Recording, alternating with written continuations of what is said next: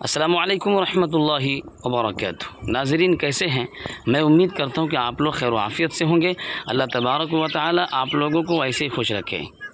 آپ میرے پیچھے جو ہریالی دیکھ رہے ہیں یہ ہے کھیت۔ الحمدللہ ابھی دیکھ سکتے ہیں کتنے ہرا بھرا ہے اور کتنا اچھا یہ لگ رہا ہے۔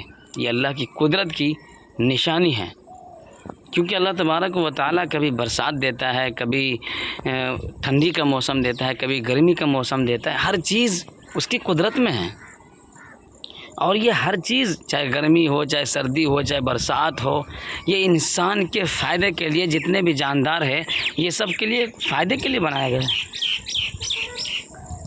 فائدہ سے خالی کچھ بھی نہیں ہے۔ اللہ تبارک و تعالیٰ کی ان سب میں بہت بڑی نشانی ہے۔ قرآن میں کہتا ہے افلا ینظرون الی الابل کیف خلقت والی السماء کیف رفعت، کیا تم آسمان کو نہیں دیکھتے کتنا اونچا ہے؟ کتنے اونچائی پر اللہ نے پیدا کیا، اس پہ دیکھو اور اللہ کی نعمت کا شکر ادا کرو اور اس پہ غور کرو کہ اللہ نے کیسے بنایا۔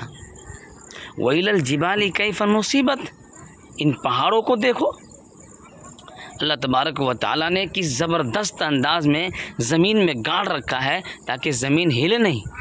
وَإِلَى الْأَرْضِ كَيْفَ سُطِحَتْ، اور ان زمین کو دیکھو کس طرح سے اللہ تبارک و تعالیٰ نے بستر کی طرح بچھا دیا ہے انسان کے فائدے کے لیے۔ یہ اللہ کا لاکھ لاکھ شکر ہے اور اس کی سب سے بڑی نعمت اور اللہ کی قدرت کا کرشمہ ہے۔ ہمیں اس پر غور کرنا چاہیے اور اپنے ایمان کو تازہ کرنا چاہیے اور دیکھنا چاہیے کہ اللہ تبارک و تعالیٰ نے یہ ساری چیزیں جو پیدا کی ہیں کس کے لیے؟